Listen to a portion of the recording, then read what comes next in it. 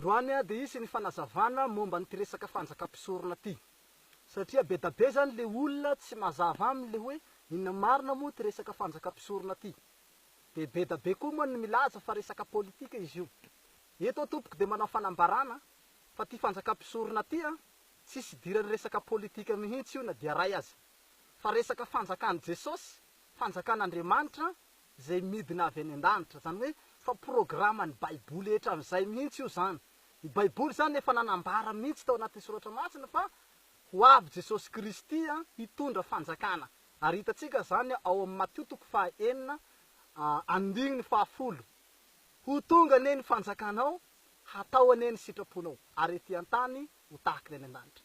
Angamba ataoko tsy anjery maimbo angamba no fitenenanareo an'io teny io anatin'io baiboly io ao sanandro ray nazy an-danitra hoe tonga neny fanjakana ataonay sitra. Zany hoe tsy hainareo zany le izy fa zao zany fataterahany ty fanjakam-pisorona ty ka. Makasitraka fa ho azavaiko atsipiriany ty resaka fanjakam-pisorona ty androany. Sotra tompo.